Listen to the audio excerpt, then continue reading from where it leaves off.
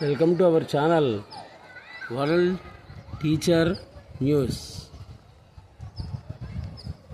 మారేది కాలం కాదు, నీ బుద్ధే అని అంటాడు సద్గురు సుబ్రహ్మణ్యం గారు. ఆడుకుంటున్నారు చూడండి పిల్లలు. వాళ్ళల్లో ఎటువంటి కపటం కానీ, మోసాలు కానీ, కుల మత విచక్షణలు కానీ ఉంటాయా? ఉండనే ఉండవు. అందుకే కొండ మీద ప్రసంగంలో క్రీస్తు చెప్పాడు, నువ్వు నవ శిశువులాగా ప్రవర్తించు అని చెప్పాడనమాట. సన్యాసులకి ఎంత దక్షిణ అయినా కానీ ఇవ్వచ్చు, వారు తీసుకోవచ్చు. కానీ చీకటి పడే లోపు ఆ మొత్తం దక్షిణ కూడా ఖర్చు చేయాలి. అప్పుడు అతనికి ఏ దోషం కూడా అంటనే అంటదు. అఖండ దృష్టి కలిగినటువంటి వాడే మహర్షి.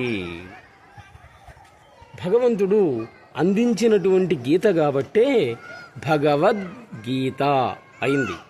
అదే కృష్ణుడు అందించినట్లయితే కృష్ణగీత అనేది కావాలి.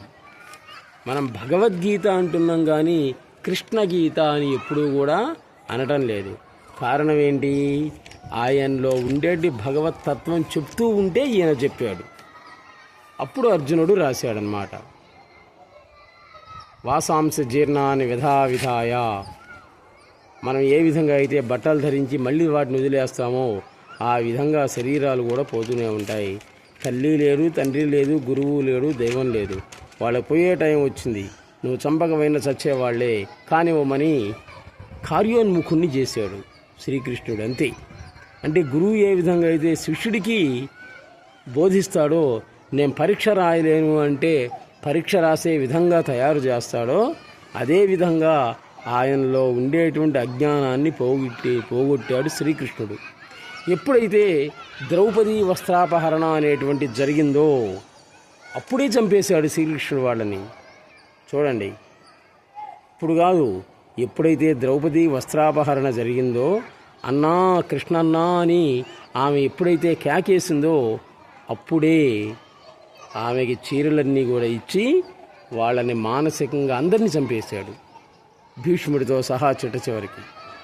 ఇప్పుడు వాళ్ళు కాలిపోయినటువంటి కాగితాలు లాంటి వాళ్ళు, జీవోత్సవాలు అన్నమాట. ఇంకా చంపడం అనేటువంటి చాలా కష్టం. అందుకని తన పేరు బయటికి రాకుండా ఉండటానికని శ్రీకృష్ణుడు ఏం చేశాడు? అర్జునుడి ద్వారా చేయించాడు ఆ పని. అదే శ్రీకృష్ణుడి యొక్క రాజనీతి. అందుకే ఇక్కడ అంటాడు గురువారు సద్గురు సుబ్రహ్మణ్యం గారు, అది భగవద్గీతే కానీ కృష్ణగీత కాదు. చెప్పింది ఆయన గాడు, ఎవరో చెప్తూ ఉంటే ఈయన చెప్పాడు అని అంటాడు అన్నమాట. పీచు మిఠాయి చూడండి ఎలా ఉంటుంది, అది లావుగా పెద్దగా ఉంటుంది. పిసికామనుకో ఏమవుతుంది? చిన్నదవుతుంది. నీ జీవితం కూడా అంటే అంటుందన్నమాట. నీ జీవితం ఎంతో ఉంది అని అనుకుంటున్నావు, బాగా డబ్బు ఉంది, పెద్ద పెద్ద బిల్డింగులు ఉన్నాయి, చదువు ఉంది, అందం ఉంది అని అనుకుంటున్నావు. కానీ వాటిని పిసికేటువంటి వాడు ఒకడున్నాడు, వాడే పైన ఉన్నటువంటి వాడు. వాడికి ఎప్పుడు ఆకలి అయితే అప్పుడు పిసికేస్తాడు నీ జీవితాన్ని. జాగ్రత్త అంటున్నాడు అన్నమాట. లోకం మారింది అంటాం, అది ఎప్పుడు మారదు. మారేదేది నీ బుద్ధే మారేది. ఎవరినైతే చూచి చెలించి రాజపుత్రుడైనటువంటి శుద్ధోదనుడు బుద్ధుడైనాడో, నిర్వాణం పొందిన తరువాత కూడా అటువంటి వాళ్ళని చూచి కూడా చెలించాడా బుద్ధుడు? చూడండి, చెలించలేడు. ఇప్పుడు చెప్పండి, మార్పు ఎక్కడొచ్చింది? కాలంలో వచ్చిందా? బుద్ధుని బుద్ధిలో వచ్చిందా? ఒకసారి ఆలోచించుకో. నువ్వు గాఢ నిద్రలో ఉన్నావు. గాఢ నిద్రలో ఉన్నప్పుడు ప్రతి ఒక్కడూ కూడా ఆనందాన్ని అనుభవిస్తూ ఉంటాడు. చూడండి ఏమి చూస్తున్నాడు కూడా గురువు గారు. గాఢ నిద్రలో ఉండేటువంటి ప్రతి ఒక్కడూ కూడా ఆనందాన్ని అనుభవిస్తున్నా ఉంటాడు. ఆనందం వాడిదే, ఎవడి ఆనందం వాడిది అవుతుందన్నమాట. మళ్ళీ మేల్కొన్న తర్వాత అన్ని కష్టాలే. మెలుగు ఎందుకు వచ్చిందిరా భగవంతుడా అని ఏడుస్తాడు, బాధపడతాడనమాట.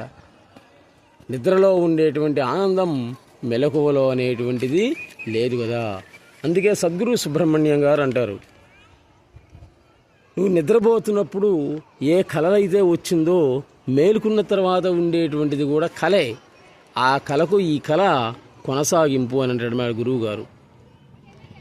సద్గురువు సుబ్రహ్మణ్యం గారి గొప్పతనం ఏంటంటే ఏ శాస్త్రాన్ని గురించి అయినా కానీ చెప్పట్టు కానీ తత్వశాస్త్రం, ఆధ్యాత్మిక శాస్త్రం ఈ రెండు కూడా అర్థం చేసుకోవడం అనేది చాలా కష్టం. వాటిని సామాన్య మానవులకి వివరించడం అనేటువంటిది ఇంకా కష్టం అన్నమాట. చిన్న పిల్లలకు కూడా అర్థమయ్యేటువంటి విధంగా వస్తుంది. పారిభాషిక పదాలతోటి, వ్యావహారిక పదాలతో వివరిస్తున్నాడు సద్గురు సుబ్రహ్మణ్యం గారు. ఓసారి అందరూ తప్పనిసరిగా ఆయన దర్శించి తరించండి. Please subscribe our channel world teacher news. నమస్తే.